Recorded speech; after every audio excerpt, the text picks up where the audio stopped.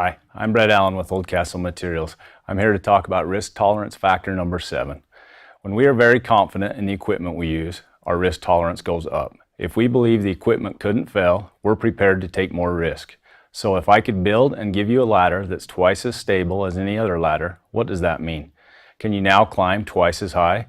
And that's the way the human brain works. This is based on the research of Dr. Gerald Weil, where he talks about a concept called risk homeostasis.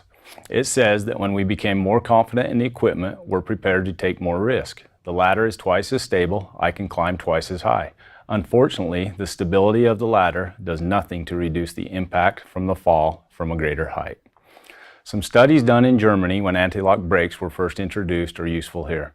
Observation of taxi drivers with anti-lock brakes showed that they drove much more aggressively than drivers with regular brakes. Why? Well, now I can stop twice as fast, therefore I can drive twice as fast. Here is a challenge for those of you watching. Do you drive more aggressively on new tires or worn tires when it's raining or snowing? Do you leave just a little bit less room because you're confident that the new tires will stop faster than the worn tires? Just think about that. Think about the equipment that you may be more confident in and how it affects your risk tolerance.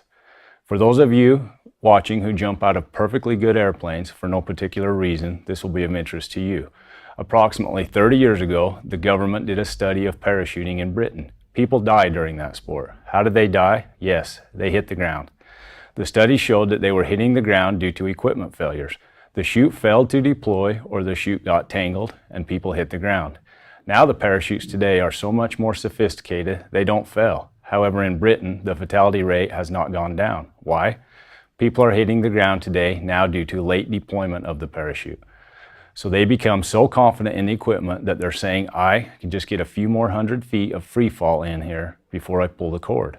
They're finding people hitting the ground with their chutes partially deployed, more confident in the equipment, more prepared to take risk.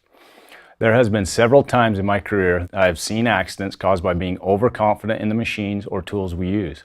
I have seen a crane tipped over trying to reach out too far, a dozer flip pushing too close to the feed wall, and several other accidents. We have also had several near misses while changing manganese where the cables or chains weren't strong enough for the weight we were lifting, or they were damaged and we used them anyway. How do we counter this factor? Look at it like what will happen, what would go wrong, and what will happen if this equipment does fail. No matter how new or advanced it is, get the workers thinking about the failure of the equipment so they are in fact prepared for it and do not push it beyond its safe operating limits.